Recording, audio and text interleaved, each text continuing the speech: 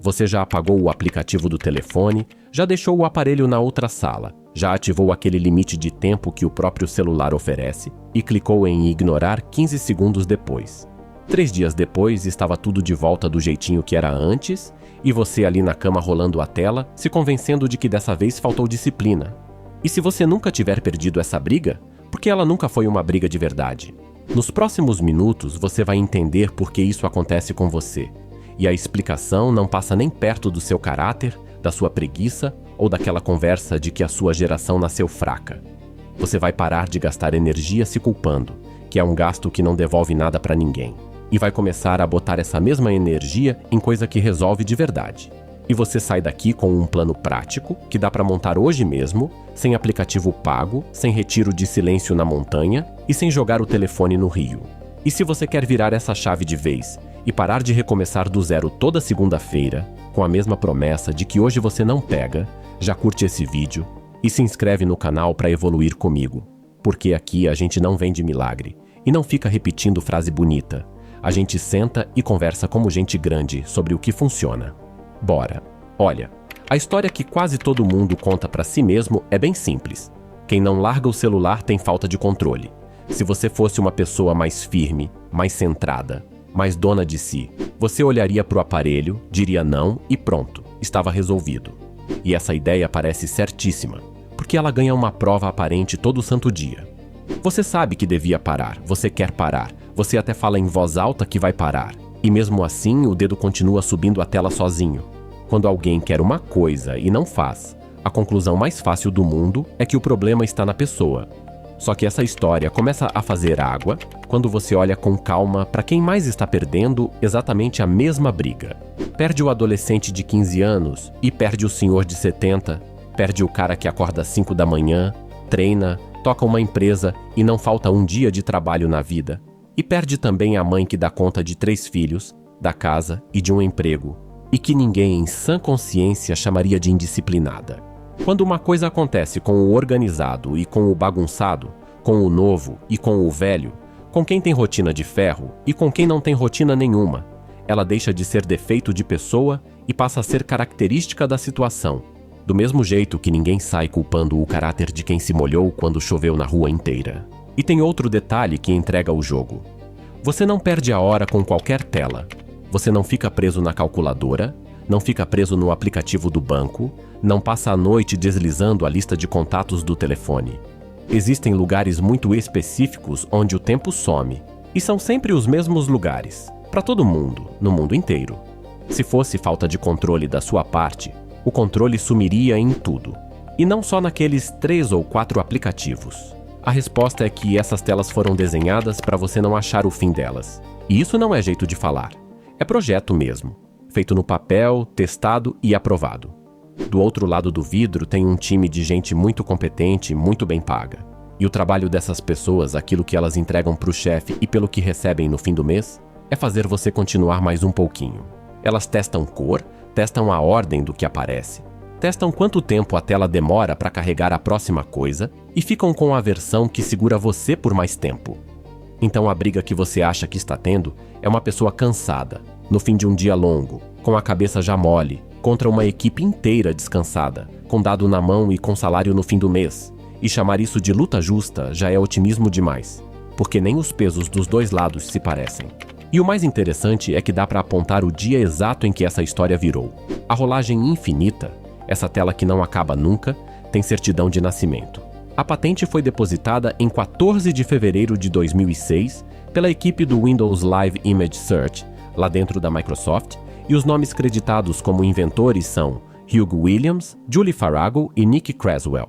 No mês seguinte, em 8 de março, o recurso foi lançado para o mundo usar. Mas na real, você nem precisa de patente nem de nome de engenheiro para saber disso. Você sente na pele toda noite, porque antes de 2006, toda a tela do planeta tinha fim. Você abria uma página, descia mais um pouco, chegava no rodapé e acabou. Aquele fundo de página era um empurrãozinho de graça que a vida te dava. Um momento em que a máquina te avisava que tinha terminado e devolvia a decisão para você. Alguém sentou, projetou e registrou o fim do fim. Não é que você ficou fraco de uns anos para cá. é que a página não tem mais fundo e uma pessoa sozinha não vence uma página sem fundo na base do hoje eu não pego. Então vamos para o que resolve, porque entender sem plano só serve para você se sentir melhor por 20 minutos. E já aviso desde agora, nada do que vem aqui depende de você virar outra pessoa. Tudo depende de você mudar o terreno onde a coisa acontece, e terreno a gente muda com as mãos, não com promessa. Passo 1. Pare de decidir na hora. Decisão tomada no momento em que a vontade bate. Não é decisão, é sorteio, e o sorteio está viciado contra você. A decisão precisa estar tomada antes, quando você ainda está inteiro, de manhã ou no começo da tarde, e precisa ser uma regra simples de lembrar. Uma regra boa é do tipo: depois das 10 da noite o telefone fica na cozinha, ou durante a refeição o aparelho fica com a tela para baixo. Regra fixa você cumpre no automático. Escolha, você negocia, e negociar cansado você perde. Passo 2. Aumente o atrito. Toda vez que você coloca um obstáculo pequeno entre você e o aplicativo, você compra alguns segundos de consciência, e é dentro desses segundos que a sua vontade real consegue falar. Tire os aplicativos da primeira tela e jogue eles para dentro de uma pasta, no fim de tudo. Melhor ainda, apague o aplicativo e use pelo navegador, porque pelo navegador tudo funciona pior, é mais lento, pede login e essa chatice toda joga a favor de você. Saia da conta quando terminar de usar.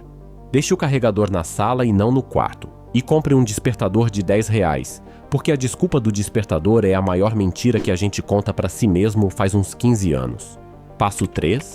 Devolva o fim para a tela, já que tiraram. Antes de abrir, escolha o que você foi fazer ali e faça só aquilo. Ver a mensagem de fulano, postar a foto, responder o grupo do trabalho. Se for para assistir, escolha quantos vídeos e não quantos minutos, porque quantidade tem fim visível e minuto você renegocia. Coloque um cronômetro fora do celular, aquele da cozinha mesmo ou do micro-ondas, e quando ele apitar você já sabe. E sempre que der, veja no computador em vez de ver no telefone, porque no computador você senta, faz e levanta, e o telefone acompanha você até o travesseiro. Passo 4. Coloque alguma coisa no lugar. Isso aqui é o que mais gente esquece, e é o motivo de metade das tentativas morrerem no terceiro dia. Vazio não fica vazio. Vazio chama o velho hábito de volta na primeira brecha. Então deixe combinado com você mesmo o que entra no lugar. O livro em cima do travesseiro, e não na estante do outro lado do quarto. O tênis já do lado da porta. A garrafa de água na mesa. O caderninho aberto. Tem que ser uma coisa fácil de começar e que esteja fisicamente ao alcance da mão, porque no cansaço a gente faz o que está mais perto e não o que é mais nobre. Passo 5. Desligue o convite. Notificação é alguém batendo na sua porta para vender uma coisa que você já disse que não quer e você não é obrigado a atender. Deixe ligado só o que é de gente de verdade falando com você, ligação e mensagem de pessoa, e desligue todo o resto, principalmente aquelas que avisam que fulano postou ou que tem novidade esperando. Se quiser dar mais um passo, deixe a tela em preto e branco durante a noite, porque sem cor o feitiço perde a graça e você para de ser puxado pelo brilho. Passo 6. Não tente zerar. Zerar é o caminho mais rápido para você jurar abstinência total na segunda e estar de volta na quarta, com um sentimento a mais de fracasso na bagagem. Em vez disso, reserve uma janela em que está liberado, sem culpa nenhuma, 1h da tarde ou meia hora depois do jantar, e proteja o resto do dia. Uso com hora marcada não vira problema. O que vira problema é o uso que vaza para dentro de tudo. Do almoço, da conversa, do trabalho, do sono. Passo 7. Proteja a primeira hora do dia. A forma como você abre os olhos define o resto.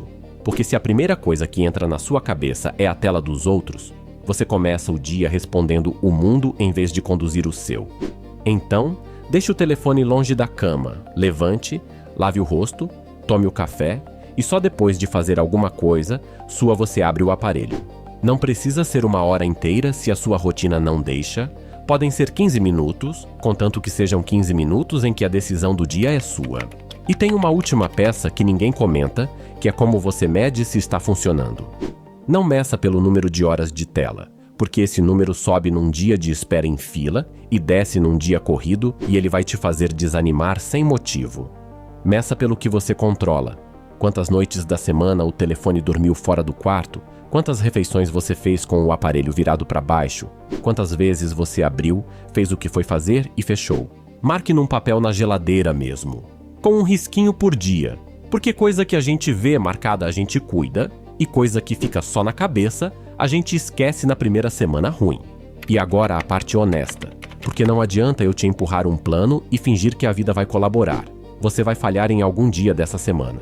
Vai ter um dia ruim, uma notícia chata, um cansaço fora do normal, e você vai acordar às 2 da manhã com o telefone na mão, sem lembrar direito como ele chegou lá. Isso não desmonta nada do que você construiu, contanto que você volte no dia seguinte e não na próxima segunda-feira. A diferença entre quem muda e quem não muda quase nunca é o número de tropeços, é o tamanho do buraco em que a pessoa cai depois do tropeço. E se você está pensando que precisa do celular para o trabalho, você está certo. E ninguém aqui está pedindo para você largar sua ferramenta. Só que a maior parte do tempo que some não é trabalho, e você sabe disso melhor do que eu. Separe as duas coisas com clareza. O que é ofício tem hora, tem tarefa e tem fim. E quando aquilo termina, você fecha e larga. O que atrapalha não é o aparelho ligado.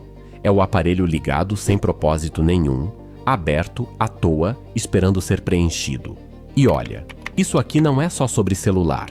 Toda vez que você tenta resolver com força de vontade um problema que é de ambiente, você entra numa briga em que a derrota já estava marcada e ainda sai dela achando que o defeito é seu.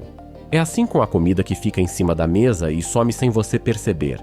É assim com o dinheiro que escorrega quando o cartão está salvo em todo lugar. É assim com o sono que nunca chega quando a luz da tela está no rosto. Gente que consegue mudar de vida raramente é gente com mais força que você. É gente que arrumou o lugar onde vive de um jeito que a escolha certa ficou mais fácil de fazer do que a errada. Então tira essa culpa das costas, porque ela nunca te ajudou a fazer coisa nenhuma e coloca a sua energia onde ela rende, no carregador que muda de cômodo, na pasta que esconde o aplicativo, na regra que você decide de manhã e cumpre à noite. Você não é uma pessoa sem controle. Você é uma pessoa comum dentro de um jogo que foi montado com data e com nome de gente, para não ter linha de chegada. E quem enxerga como o jogo foi montado já consegue começar a mexer nas peças. Me conta aqui embaixo nos comentários qual foi a última coisa que você tentou para largar o celular e não deu certo, porque tenho quase certeza de que é a mesma que a maioria tentou, e ver isso escrito ajuda muita gente a parar de se culpar. Se esse vídeo te fez enxergar a sua rotina de outro jeito, deixa o like e se inscreve no canal, que a gente continua essa conversa no próximo.